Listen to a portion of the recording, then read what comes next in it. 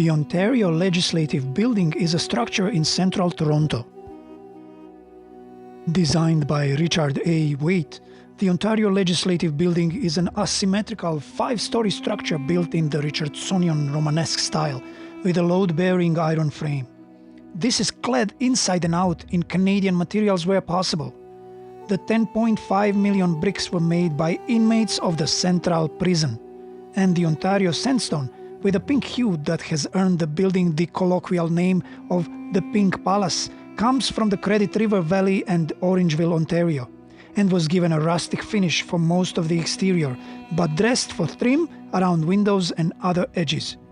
There can also be seen over the edifice a multitude of stone carvings, including gargoyles, grotesques, and friezes. The exterior is punctuated with uncharacteristically large windows, allowed by the nature of the iron structure. The main facade fronts south, with the central axis of the building an extension of that for University Avenue, meaning that the Legislative Building creates a terminating vista for the north end of that main thoroughfare. The Legislative Chamber is directly on this axis, in the center of the building, and is lit by the 3 large and prominent arched windows above the main portico. This block is flanked by 2 domed towers, the west of which was originally intended to hold a clock, but was fitted with a rose window instead, after funds for the clock were never amassed. The present Ontario Legislative Building is the 7th such structure to serve as Ontario's Parliament Building. Either Navy Hall or the Freemasons Hall in Newark, Upper Canada, today Niagara-on-the-Lake, Ontario, served as the first legislature, where the initial meeting of the House of Assembly occurred on 17 September 1791. Only 3 years later, however, construction began on a dedicated Parliament building in York, now Toronto, as it was felt by Lieutenant Governor John Graves Simcoe that the presence of a provincial capital directly across the border from the United States was too great a risk, especially as the relations between the US and Britain were then tense. By June, the complex located at the intersection of Front and Parliament Streets was completed, and the humble wood structures were dubbed the Palace of Parliament. The structure resembled 2 military barracks. The relocation to York did not ensure the protection of the capital, however, and the Palace of Parliament was destroyed by fire on 27 April 1813, as a consequence of an attack on the city in the War of 1812. Today, the site of the first Parliament buildings in York is a parking lot for a car wash, a car rental company, and a car dealership. Archaeological excavations at the site in 2000 uncovered evidence of the buildings. Subsequently, the property was bought by the Ontario Heritage Trust, which operated a Parliament Interpretive Centre at the site from 2012 to 2015. The dig was covered up to await future plans for the site. By 1880, a request was made for designs for a new Parliament building for the province of Ontario, and when none of the entries was found to be less than 500,000 Canadian dollars, the legislature approved during 1885 a budget of 750,000 for the chosen scheme by Richard A. Waite. Construction then commenced in 1886, and the Ontario Legislative Building was, though still incomplete, officially opened on 4th April 1893. The final cost was tallied at approximately $1,250,000, and the design was criticized by some as too American.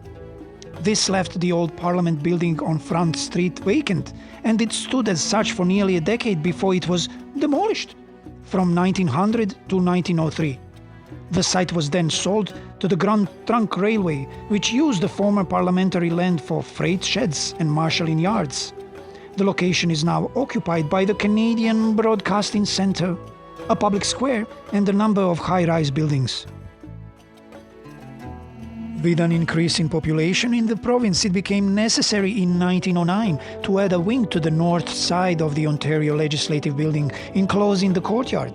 As construction was underway, on 1st September, men repairing galvanized roofing on the west wing accidentally sparked a fire that eventually destroyed the interior of that part of the edifice, including the Legislative Library. It then took until 1912 for repairs and reconstructions to be made and the new wing to be completed. In the early 2010s, a report found that the building and its infrastructure were in need of repair. Since its construction in 1893, the main legislative building has only undergone piecemeal repairs and upgrades, leaving critical building systems at risk of total failure, according to government press releases. The infrastructure issues within the building include poor ventilation, the widespread presence of asbestos, not enough emergency exits to comply with fire codes, undrinkable tap water due to lead pipes, exposed wiring, and mechanical systems that are close to or already failing. There are also not enough sprinkler systems, and unprotected openings in the ceilings and walls could allow smoke and fire to easily spread between floors. In order to fix the hazardous and severely deficient conditions within the main legislative building, a renovation requiring the full decamp of the staff and MPPs who currently work within the legislative building to an alternative location is being planned, with a projected timeline of 10 years to complete once started, and at a projected cost of more than $1 billion. In March 2023, the Queen's Park Restoration Secretariat was created by the governing Progressive Conservative government to lead this planning, working with the legislature's Procedure and House Affairs Committee. However, the plans to temporarily and completely close the building have been slowed by the problems inherent to the building's role, location, and historical significance.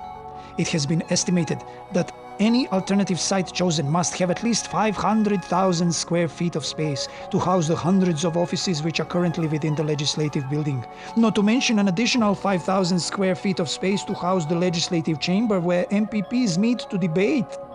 Not only that, but the temporary lodgings will need to remain in the downtown area, as various ministry and Ontario government offices are scattered in buildings throughout the area around Queen's Park, including but not limited to the Whitney Block, which is directly adjacent to the legislative building, and the McDonald Block, which is currently in the midst of its own $1.5 billion renovation, which is behind schedule.